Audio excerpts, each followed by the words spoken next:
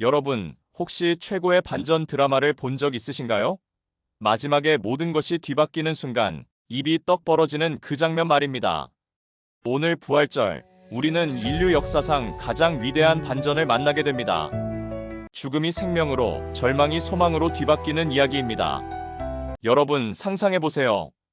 2000년 전 예수님의 제자들은 스승이 십자가에 못 박혀 죽으신 날, 모든 희망이 무너졌다고 느꼈습니다. 그런데 사흘째 되는 날, 그들은 상상도 못한 반전을 맞닥뜨립니다. 오늘 요한복음 11장 25절부터 26절에서 예수님은 우리에게 이렇게 선포하십니다. 나는 부활이요 생명이라. 과연 이 말씀은 우리 삶에 어떤 반전을 가져올까요? 요한복음 11장은 예수님의 친구 나사로가 죽은 사건을 다룹니다. 당시 유대 사회는 로마 제국의 억압 아래 있었고, 종교적으로는 바리새인과 사두개인들이 신앙을 둘러싸고 갈등하던 시기였습니다. 마태복음 22장 23절에 보면 특히 사두개인들은 부활을 믿지 않았습니다. 이런 상황에서 예수님은 나사로의 죽음을 통해 부활의 능력을 보여주십니다. 문화적으로 유대인들은 죽음 이후의 삶에 대한 소망을 품고 있었지만 그것이 실제로 어떻게 이루어질지는 막연했습니다. 예수님은 마르다와의 대화에서 단순한 미래의 부활이 아니라 지금 여기서 부활과 생명을 주시는 분이 바로 자신임을 선포하십니다. 나는 부활이요 생명이라. 예수님은 마르다에게 나사로의 죽음 앞에서 질문을 던지십니다. 내가 이 말을 믿느냐? 이 질문은 단순히 나사로의 부활에 대한 것이 아니라 예수님이 부활과 생명의 근원이시라는 사실을 믿는 믿음에 관한 것입니다. 예수님은 부활의 능력을 가지신 분이자 부활 그 자체이십니다. 이는 단순한 육체적 소생이 아니라 영원한 생명으로의 전환을 의미합니다. 우리의 삶에서 죽은 것처럼 보이는 상황, 실패, 상실, 절망 앞에서도 예수님은 부활의 능력으로 새 생명을 주십니다. 예수님은 일시적인 생존이 아니라 영원한 하나님의 생명을 주십니다.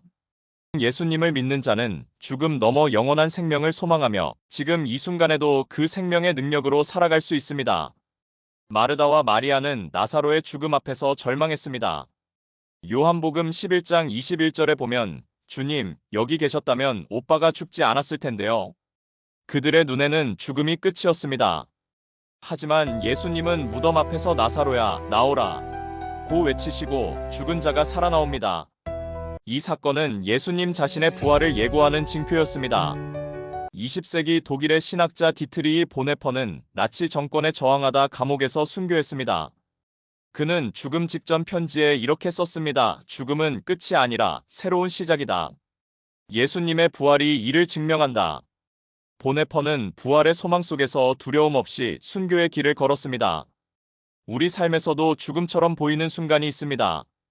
직장을 잃거나 사랑하는 사람을 떠나보내거나 꿈이 무너지는 순간입니다. 예수님은 말씀하십니다. 나는 부활이요 생명이라.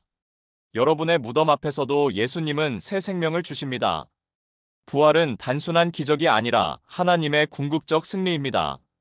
예수님의 부활은 죄와 사망의 권세를 깨뜨리고 고린도전서 15장 55절부터 57절에서 우리에게 영원한 생명을 약속하십니다. 이는 우리의 신앙의 핵심입니다. 부활을 믿는 자는 죽음 너머의 소망을 품고 지금 이 순간에도 하나님의 능력으로 살아갑니다. 여러분, 오늘 부활절에 예수님은 우리에게 물으십니다. 내가 이 말을 믿느냐? 부활은 먼 미래의 이야기가 아닙니다. 지금 우리의 삶에서 예수님은 부활의 능력으로 우리를 새롭게 하십니다. 혹시 여러분, 아침에 알람 소리에 부활하듯 일어나는 분 계신가요?